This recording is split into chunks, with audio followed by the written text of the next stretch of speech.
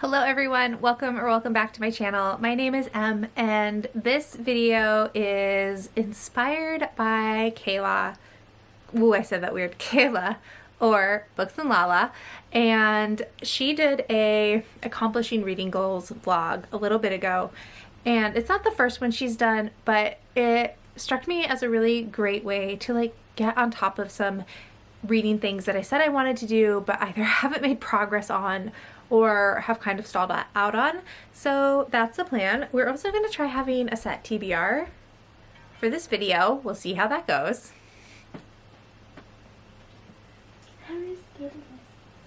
Totally editing that out. Don't take the iPad, take the speaker. Burn it down, otherwise I'm gonna get copyrighted on YouTube. Okay, where was I? Oh, I'm gonna try having a set TBR for this video, see how that goes. It's not something I'm very good at, but we'll see.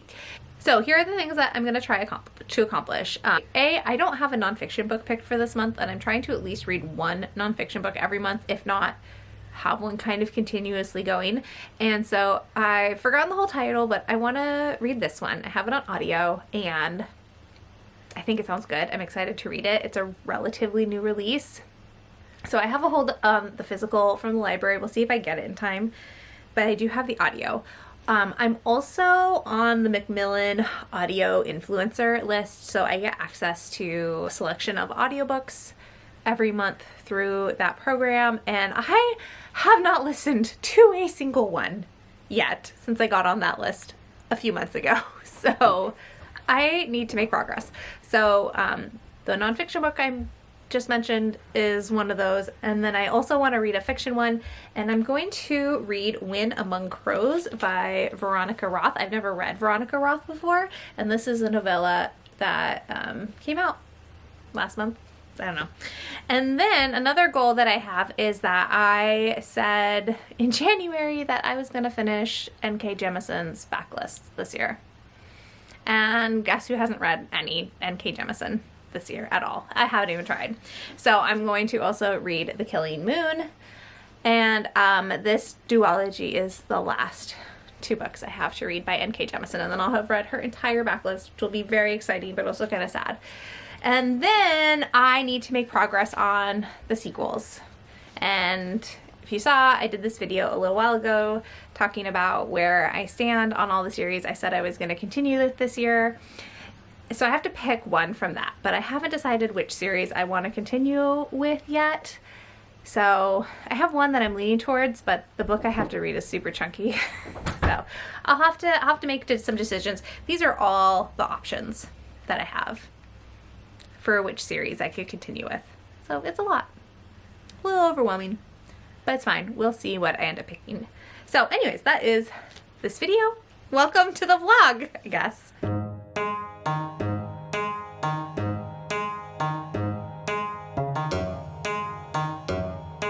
Hello.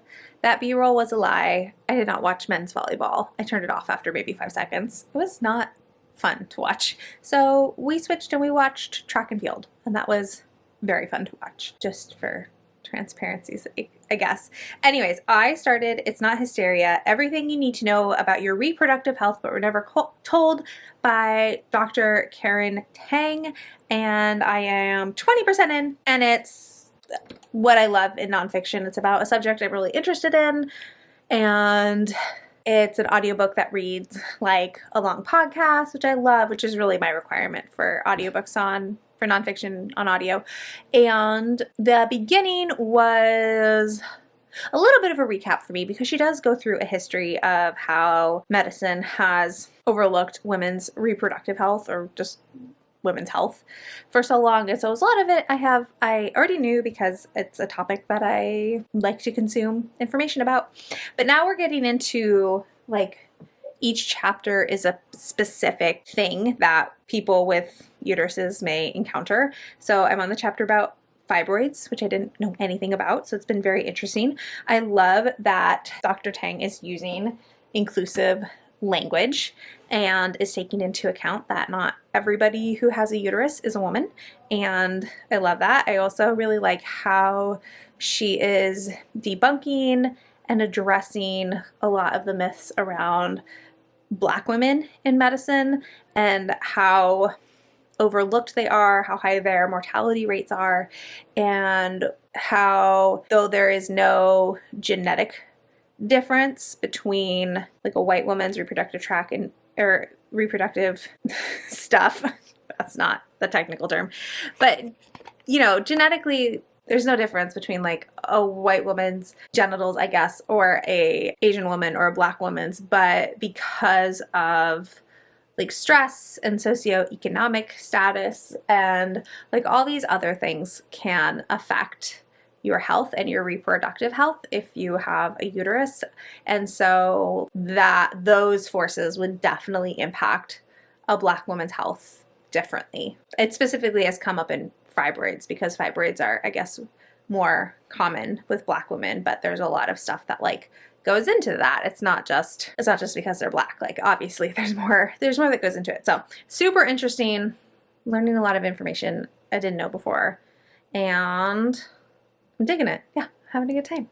So it's currently Monday. I don't think that really matters for the purpose of this video, but we have to go run some errands. I have to go pick up my contacts. We need to go to the grocery store and get some stuff for dinner tonight. But first I gotta get my youngest out of the shower because we've definitely slid into a summertime hygiene schedule, which I don't recommend, but you know what, I'm doing the best I can.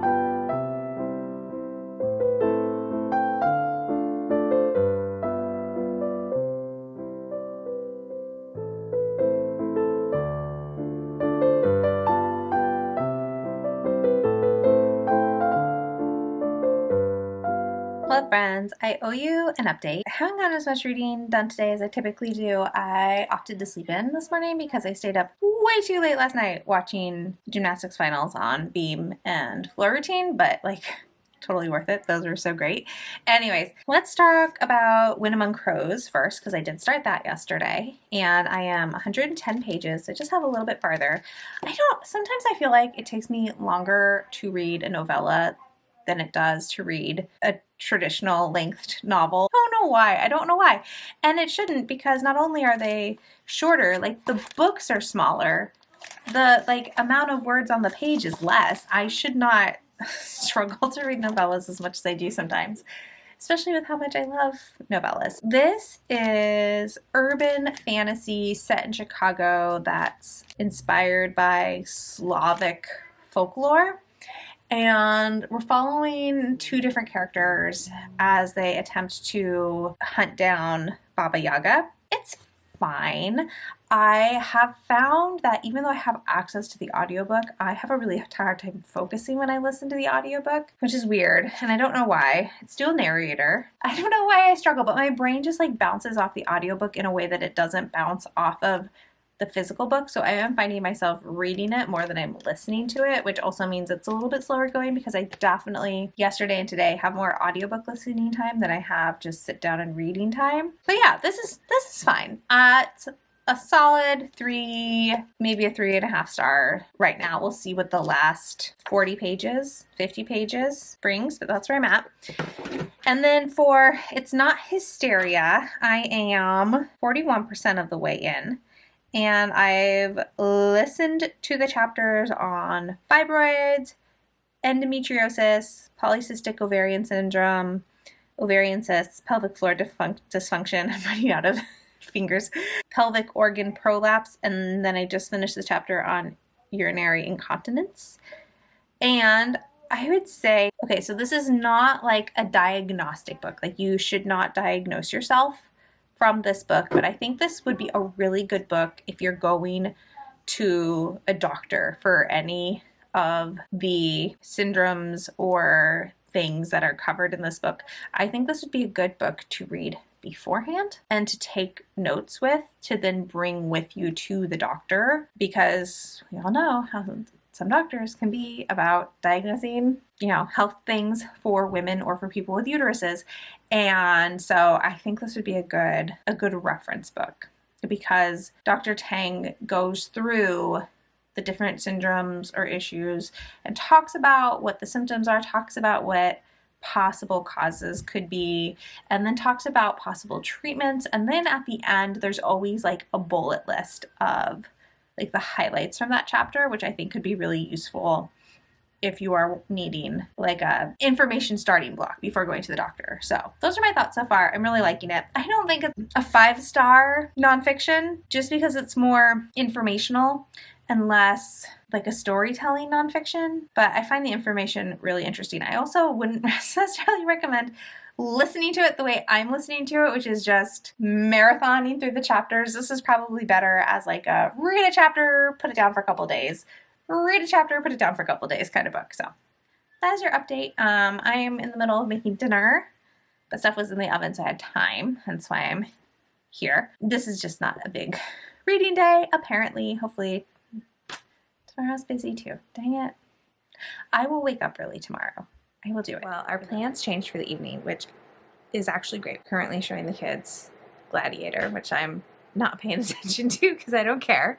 So I was able to finish Win Among the Crows, and I'm going to give this 3.75. I was a little thrown off by this. This takes place in what I believe is present day Chicago, but I kept thinking it was more historical. Like I kept thinking, oh, if you liked the C.L. Polk book, I can't remember the name of, but I can see the cover in my head, that you would also probably like Win Among the Crows. Now the difference is the C.L. Polk book is historical and it's like noir detective, and when this is very much not. This is very, very different. So I don't know why I'm like thinking the two are like would work as a recommendation, but that's just what I thought. So it kept throwing me off that I kept thinking it was historical and then it was actually contemporary, which is fine. I did love how many creatures were in this book and the like Slavic folklore that was being pulled in. I really liked that part. There was a lot of action in it. And I also really liked that this leaned into the horror of traditional fairy tales. I think that's always something that I really like in a classic fairy tale or folklore retelling, because those stories, those original stories, are inherently so grim and dark and bloody and horrific. I feel like they should always be horror if they're being retold, and so I liked when Veronica Roth really leaned into the horror of mythology and folklore, but I never really connected with the characters. Like I said, I bounced off the audiobook for some reason really hard while I was listening to it. There was also a part in the last chapter where there was something different in the audiobook that did not match what was on the page, because for the last 3 chapters I tandem read it. And I got to a part in the last chapter where there was something playing on the audiobook that wasn't in the finished copy. So I don't know what that's about, but like just FYI, maybe don't tandem read. And I'm wondering if this is supposed to be a series, because the ending was very ambiguous and like there could be more, but I don't believe she's done series in her adult work. I believe they've all been standalones. Yeah, and there's nothing mentioned like book 1 in the blah de blah series. So anyways, 3.75, really interesting, intrigued, just didn't connect it with it in the way that I wanted. Okay, but now that that's done, I am going to go take out my contacts, wash my face, basically get ready for bed, and I am going to finally start Killing Moon. I'm nervous. I just don't know how I'm going to feel about this one. If I had to rate N.K. Jemison's series in order of enjoyment, The 100,000 Kingdoms is my, well, it's my complicated favorite because I love book 1. But then I had unrealistic expectations for what book 2 and book 3 were going to be like. I just was not prepared for how that series is going to go and for its arc, but I love Book 1 so much. Like, so much. And then the 5th season, and then The World whatever that series is called, the one that's only a duology. And that being said, all of her books are like 4 and 5 stars for me. So in terms of enjoyment, that's like a loose approximation. Is that the word I want? Anyways, I'm nervous. And I think this is also her debut, which is wild. What, is this her debut? Yeah, this is her debut. Okay, anyways, let's hope I like it.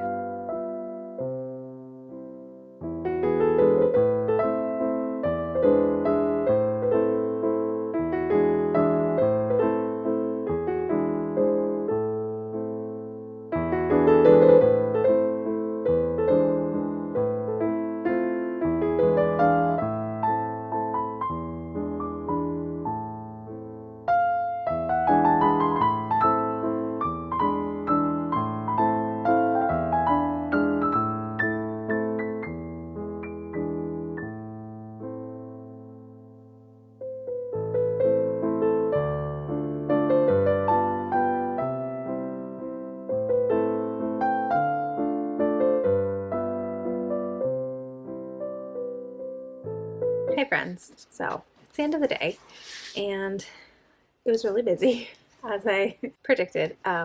We didn't end up going to Barnes & Noble today because we were meeting family at that particular mall, and I got magical realism, essays on music, memory, fantasy, and borders. A friend of mine gave us 5 stars. I've seen really good reviews of it, and it's kind of like my favorite type of nonfiction where it's talking about like pop culture and media. I'm really excited to read this once I finish. What am I reading? It's not Hysteria. And then I did start The Killing Moon last night, and I misspoke. This is not N.K. Jemison's debut.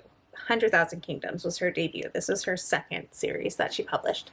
And I'm liking it. It's like got her, I love her writing style, and I'm very intrigued in the like dream magic in this world, but I don't know that I'm in the mood for a chunky fantasy, which I think I should have taken into account before I started it. And I'm not setting it aside, I'm not going to DNF it, but I do think I need to read something a little bit faster paced first. So I'm going to deviate from the TBR, and I'm going to read a book that I pulled from my TBR jar for the month, and I think I'm going to read Night of the Mannequins by Stephen Graham Jones.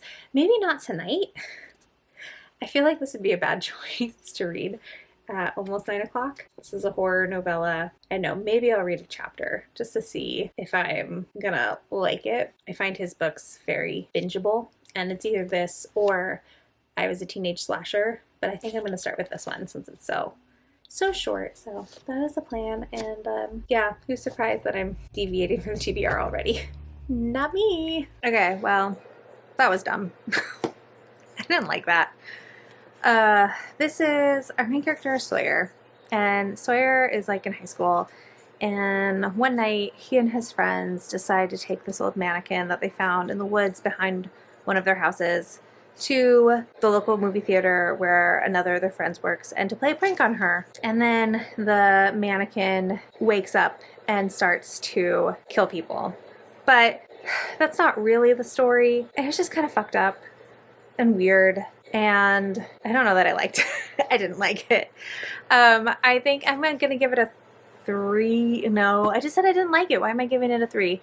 I'm gonna give it a 2.75 because I still really like Stephen Graham Jones's writing. I liked the pace. I liked this like stream of consciousness style of narration. I think that's really easy to read and really quick to read. I just didn't like the plot. So I'll give it a 2.75, but man, that was a bummer. Now I'm kind of nervous to read I Was a Teenage Slasher because I don't know. I don't want to spoil this one, but I'm just going to say I think those two titles will be really interesting to compare and contrast with each other. Now I have to go to work. Bye.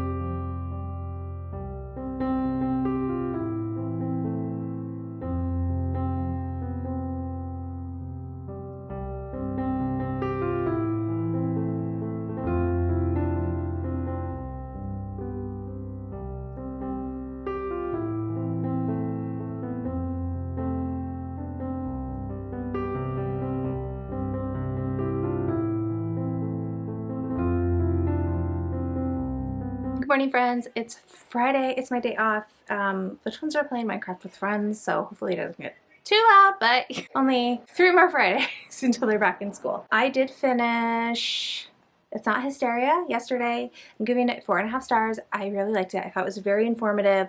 I thought it was very well organized and well executed. I really liked the variety of conditions and issues and just things that, you know, you may encounter if you're a person living with a uterus. Like, I thought it was really, really well done. I love the inclusive language. I thought it was really well done. The only reason why it's a 4.5 and not maybe like a full 5 is because it is very info heavy, obviously, because it's nonfiction, and medical nonfiction at that. But I just, sometimes I got a little overwhelmed and it did get a little dry in places, but I feel like she did a really good job. Sorry, I'm just realizing my eye makeup looks like it's everywhere. Anyways, I think she tried really hard to keep it from getting too dry, but every once in a while it did get a little medical jargon heavy. But I think if you have a uterus and you have to go to the doctor to talk about something going on with your uterus, that like reading the chapter about that thing so you kind of have like a base talking point is super helpful. And then also, you know, she does tell you like, these are the questions you should ask. You know, these are the things, these are the possible outcomes. If your doctor won't do this thing, like go get a second opinion. Like the doctor that you have is not the only doctor that exists in the world. Oh, that's the other thing that I really liked is that she was like, this is the experience you should have from your doctor. Your doctor should take the time to explain these things to you. They should be willing to answer your questions. And if you still do not feel comfortable with the procedure or the medication or the whatever, then she's like, then don't do it. Like find another doctor, ask more questions, see what your options are. Like you should be comfortable and not stress out, basically, which I loved. But also acknowledging that there are a lot of doctors who are not inclusive and encouraging and willing to work with you, and that that's unacceptable. And that you should find a different one if you unintentionally get stuck with a doctor or get put with a doctor initially who's not willing to answer your questions or take your concerns seriously. So love that. I am still working on The Killing Moon, though I'm only 104 pages in, and I just finished cleaning the bathrooms. Did I listen to the audiobook while I was cleaning the bathrooms? No, I listened to podcasts. I listened to 2 podcasts. And so there's that. I do like it. This is set in like a full fantasy world where there's like dream magic, and there are people whose job it is to go in and harvest magic from the dreams. They can either heal those people, or they can soothe those people, or they can execute those people depending on like what they see in the dreams. And at the beginning, one of these, they're called narcomancers. And one of those people, he goes into somebody's dream and accidentally untethers the soul. And that's what I've gotten so far. I am a little lost in the world. I'm hoping as I read farther, I will understand it better. There are a ton of characters, and I'm kind of trying to figure out who exactly is who. And we keep switching POVs, and I don't think there's like a character. Oh, okay, there is a glossary, so I'll have to go through and see if the characters are in there, because I am getting confused a little bit. But that's okay. That's okay. It's not unusual for me to be confused while reading an N.K. Jemisin book. So I'm going to keep making progress on this. And I am still trying to figure out which sequel I'm going to read. I think I might pick a sequel where I have it on audio or have access on the audio, because I'm finding it easier because the world building is so complex and there's so many characters. I'm finding it easier to read this with my eyeballs and not listen to the audiobook. I do notice that I get lost a little on the audio, so I'm trying to just read this physically. So I might pick a sequel that I have on audio. But then also I went to take the garbage out and saw that my Aardvark book box had arrived, and I'm really excited. I haven't read my one from last month, which I'm kind of mad about, because my goal was to read each of these books before I got the next one and not get like bogged down in having all these unread Aardvark book boxes. I should have grabbed scissors. I also went out of my comfort zone a little bit with my pick for August, because Bury Your Gaze was an option. I've already read it, but I could have gotten it to have a finished copy But I don't know. I don't reread horror, so I don't feel the need to get like a trophy copy of Bury Your Gaze. And I've read nonfiction by this author before, and I really, really, really loved her nonfiction. And so I'm really interested in reading, I think this is her fiction debut. So I got Catalina, and I don't fully know how to say the author's name, so I'm not gonna try. I'll learn how to say it. But I read The Undocumented Americans by her, which is fantastic nonfiction. I really liked it. I found it really compelling. It had a very like narrative style to the writing, and like even so, yeah, it was just excellent, like easy 5 stars. And so this is her fiction debut, and it's pretty short, and it's about a girl named Catalina who is going to Harvard, and she's an immigrant, and she lives with her undocumented grandparents, which like ties into like what her nonfiction book is about. And yeah, so she's about to graduate into a world that has no place for undocumented people. And I'm just really interested to read this and see what her writing is like in a fiction space. And yeah, and to read something that is like literary fiction and definitely outside of my comfort zone a little bit. So that's your update for today. And I don't know, I would like to end this vlog by Sunday, which seems really ambitious because I don't know that I can finish this by the end of the weekend and listen to another book on audio. I just don't know if that's something that I can do. But we'll see. Oh, let me tell you about what I decided to read. I did, because I thought about it. I'm gonna read, it's got such a long title. It's something about Oscar from Elsewhere. It's by Jacqueline Moriarty. This is book 4 in a middle grade series. And I really love this series. It's really ridiculous and whimsical and fun, and I've listened to pretty much all of them on audio, so I know I enjoy the audio. So I think that's what I'm going to turn on, and I'm going to go get my kids off of Minecraft.